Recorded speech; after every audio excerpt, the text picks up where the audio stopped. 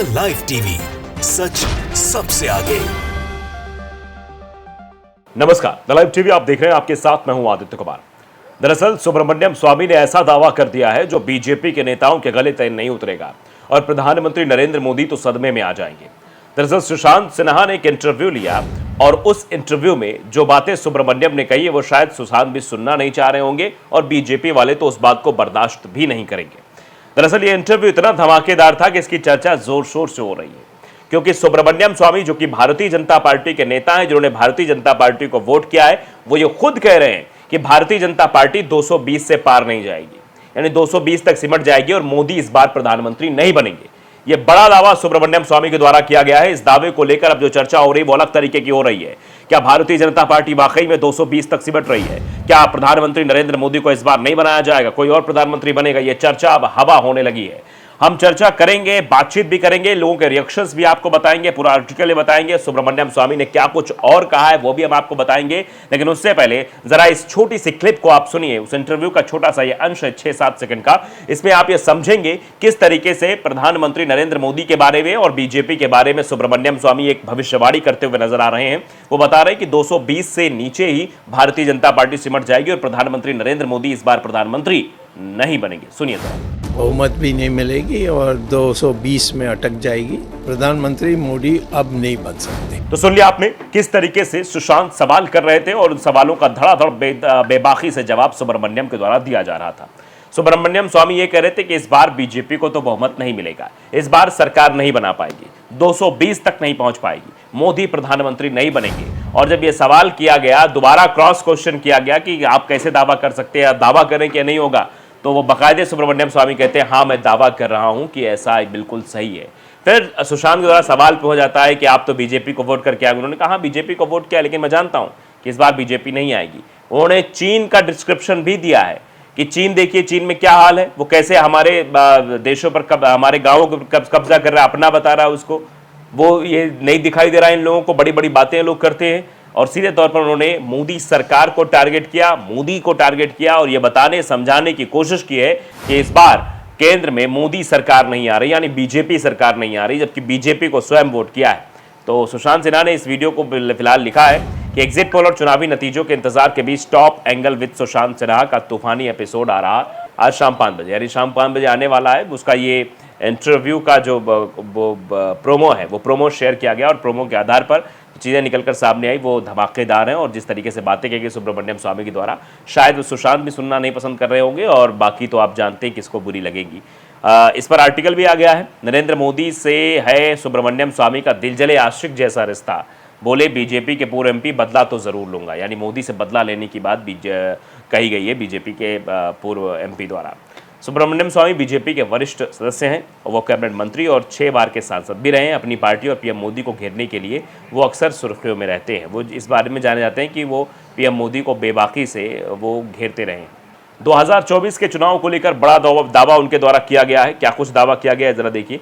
TV पत्रकार सुशांत सिन्हा के साथ पॉडकास्ट के दौरान सुब्रमण्यम स्वामी ने बताया कि बीजेपी इस आम चुनाव में कितने सीटें हासिल कर पाएगी। पूर्वानुमान लगाते हुए बीजेपी सदस्य ने कहा कि बीजेपी को इस बार बहुमत भी नहीं मिलेगा, पार्टी 220 सीटों के आंकड़ों तक अटक कर रह जाएगी, 220 तक ही वो रह जाएगी, आगे नहीं जा पाएगी।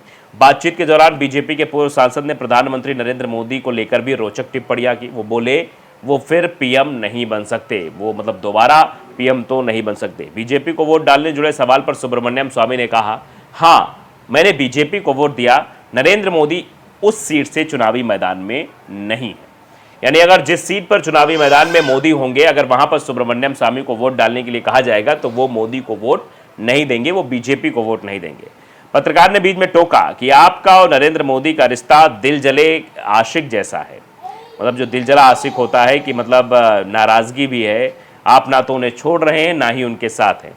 सुशांत सिन्हा की इस टिप्पणी पर बीजेपी के पूर्व सांसद ठहाके लगाने लगे। हालांकि उन्होंने ये संकेत दिए कि वो नरेंद्र मोदी को छोड़ेंगे नहीं। आप समझिए नाराज़गी इतनी ज़्यादा है।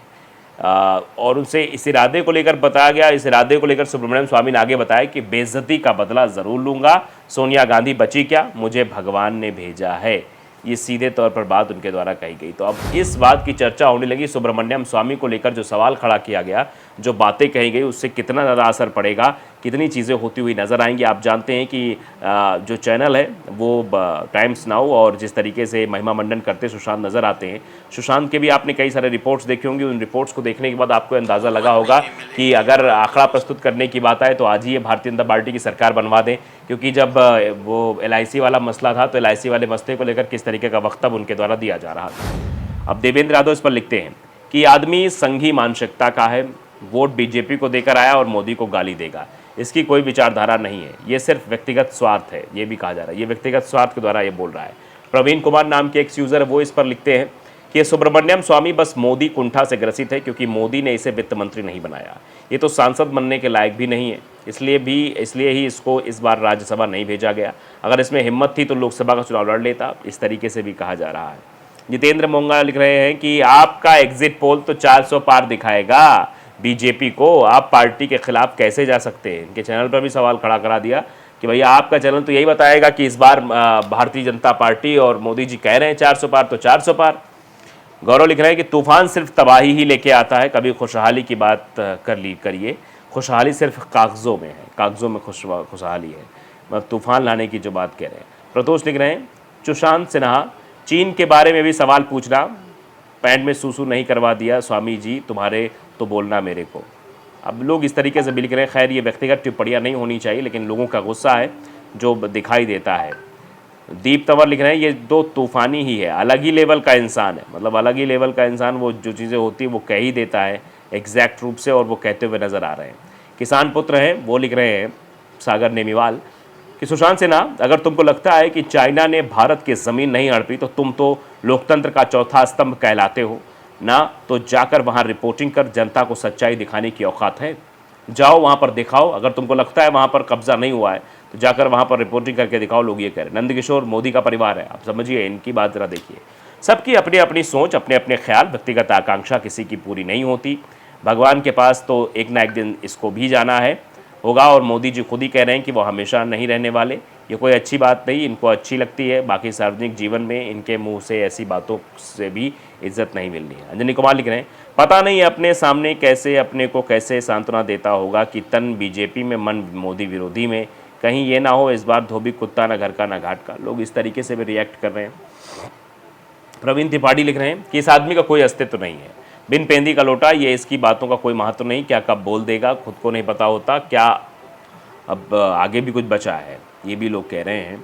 ऋषिकेश लिख रहे हैं मोदी का परिवार है तो इनकी टिप्पणी भी वैसी होगी, पूर्ण बहुमत के साथ एक बार फिर मोदी सरकार बनेगी और सुब्रमण्यम स्वामी मतलब था और रहेगा अनब्लॉक करबे, मतलब ये भी कहा जा रहा है। सुब्रमण्यम स्वामी वैसे जिस तरीके की बातें कही गई और जिस तरीके से इस बार आंकड़े भी समझ में आएंगे, जब एग्जिट पोल आएंगे तो उसमें कुछ ना कुछ समझ में ज़रूर आएगा, लेकिन उससे पहले जो स्थितियां बनती हुई दिखाई दे रही है वो बीजेपी के लिए फिलहाल पॉजिटिव तो नहीं है।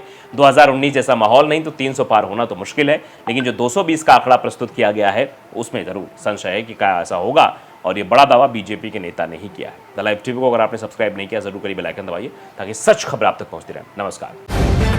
द लाइव टीवी, सच सबसे आगे।